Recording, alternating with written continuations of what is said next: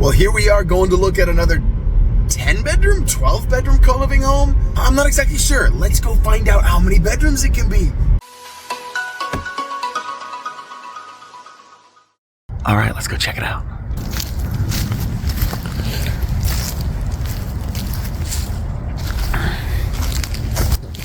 It's got these two driveways. So much stone, man. Yeah. So much stone. What's the deal on them selling it? Are they any idea on? I think he's moving out of the country. Okay. And it's completely vacant, right? Right. Got it. He wanted to get it because he knew it was going to be difficult to sell on market. So he got to make it to sell on market. Got it. A living room area here. Some nice white tile, super clean. It's got to be the cleanest house you guys have got under in a while, right? Laundry room, one refrigerator, kitchen. This is okay, just a wall. Dead-bolted wall. And that's just a walkway out. Gotcha. All right.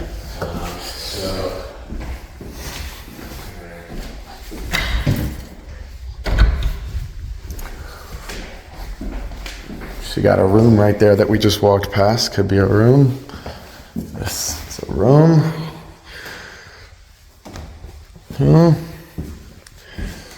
We're at 2-1 so far. It's a nice little shower. Dome. 3.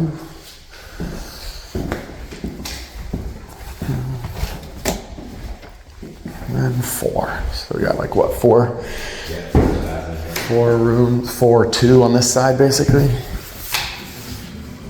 Shower. Okay.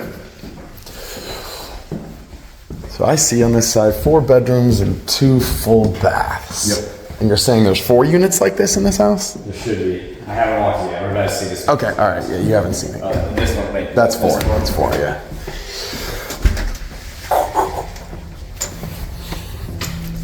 Gonna leave. Can we get in over here? No, this is what was blocked off, I think. Yeah.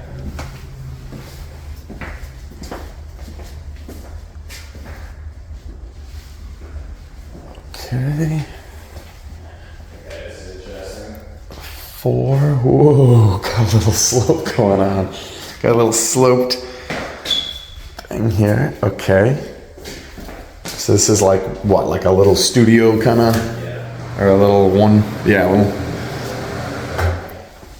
Why am I getting the sense that this guy was like a tile guy? I think he must have. He owns a hardscape company. I'm guessing. Okay, it's a little one bedroom-ish kind of place with a little. So we'll make that 5-3. Let's try. This way.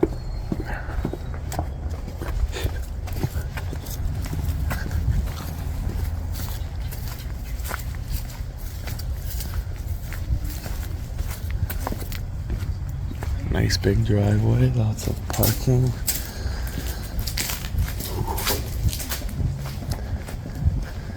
Wow, big backyard. Nice. Clean. That's what we've already been there? Oh, that was the walkway out. Okay. Newer HVAC is always nice. Outside. Where are the rest of the bedrooms? And you got a outdoor bath.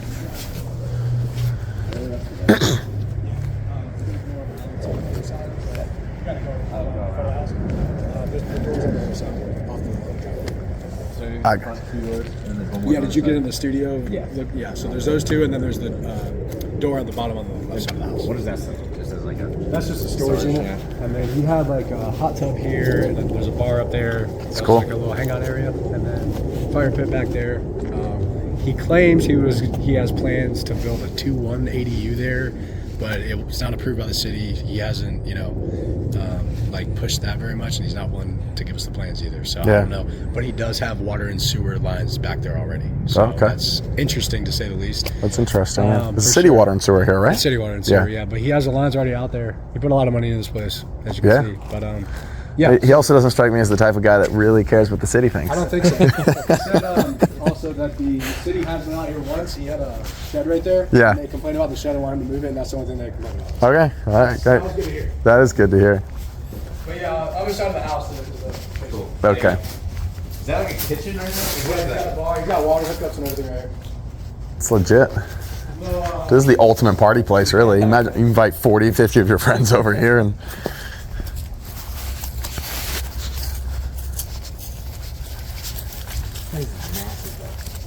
It's very unique. Oh, okay, so it's only a driveway. That's. I still feel like we missed part of the. Was that all the upstairs? Do you think that was all the upstairs? I think so. Walk on.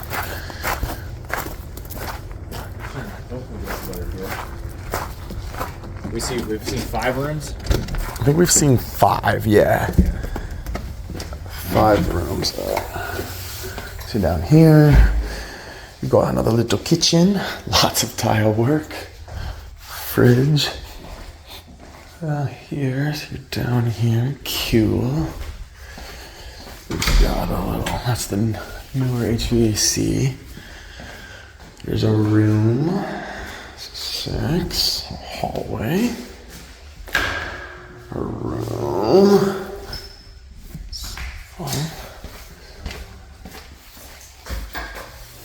Full bathroom, holy shit. Okay. Alright, little small, but hey. Got a fan, another full bathroom here. Actually.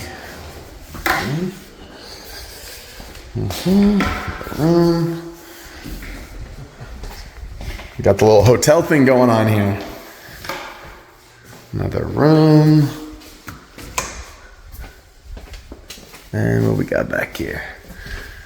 Another kitchen-ish / laundry. And then that is a newer hot water heater that you can't see because it's really low. And then this is a really big.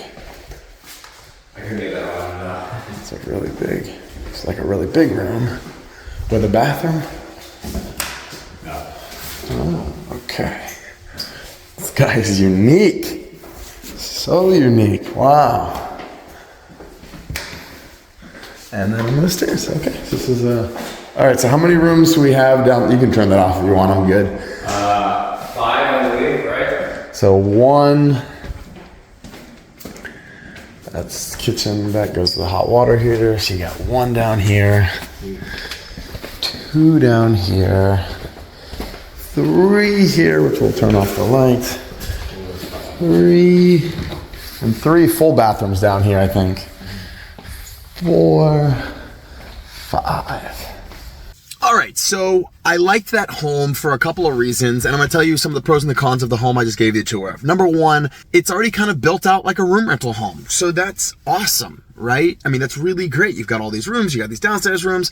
That I like. A lot of homes that you're gonna be converting to co-living, you gotta go in, you gotta buy them as single family, and then you gotta convert them to co-living, which means you're going to have a lot of capital expenditures. Now, in my program, I teach people how to get the seller of these homes a lot of times to pay for the repairs on the homes.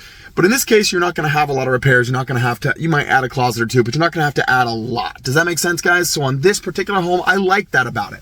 I also like that it had a crazy cool back area with tons of amenities. Had a fire pit, an outdoor kitchen, had an area for a hot tub. Like, it looked pretty badass. I really like it.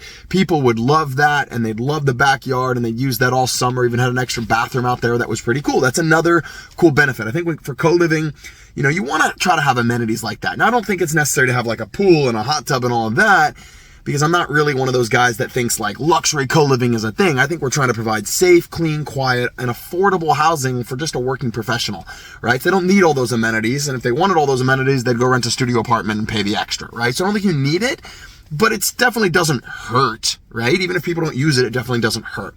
I also like that it had a lot of tile. I mean, tile is great. You're not going to really bang up tile. You're not really going to, you're not even really going to scratch it that much. You're not going to, when you flip a room, when someone moves out, like it's going to be pretty easy to move that, there's not going to be a lot of repairs on that. So I think that's really cool.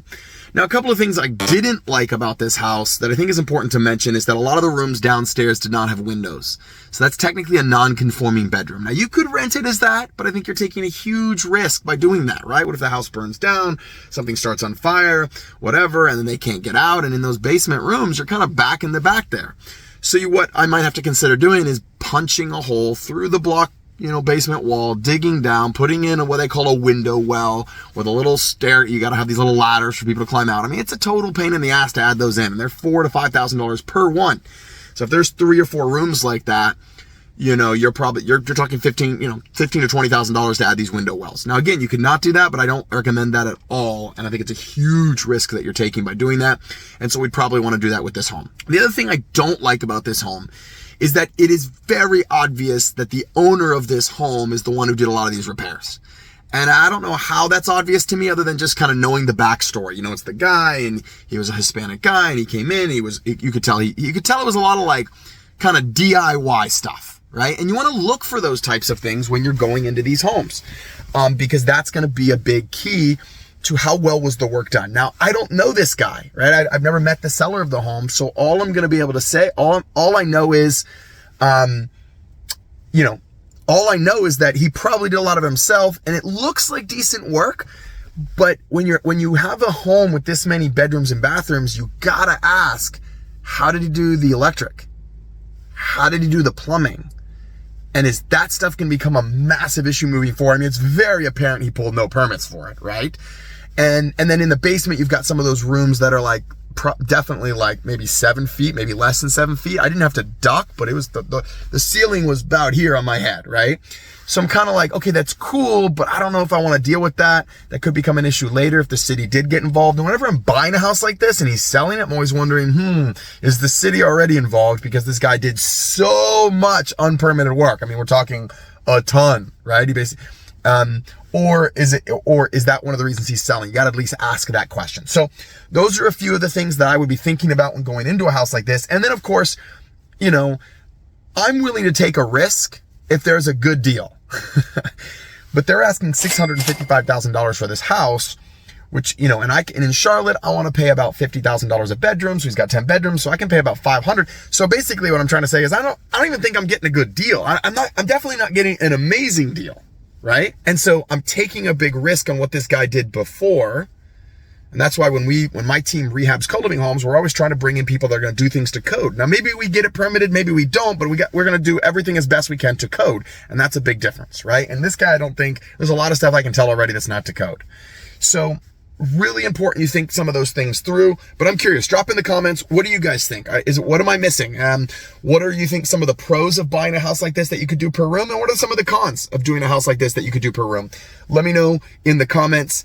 And please give us a subscribe, share this video with someone that's maybe trying to get into co-living as I give you guys more home tours. You guys have asked for more home tours, so I'm going to be giving you more home tours, even if my face is weird in the sun like this, but whatever. Love you guys. We'll see you soon. And here's to your financial freedom through the fastest growing asset class, in my opinion, and the fastest way to become financially free through co-living.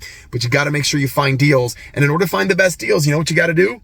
Just look at a freak ton of deals. 100 to 1 is the old Kiyosaki method. So maybe this is one, maybe it's not one, but doesn't matter. We looked at a deal today, which means we're successful, and that's great.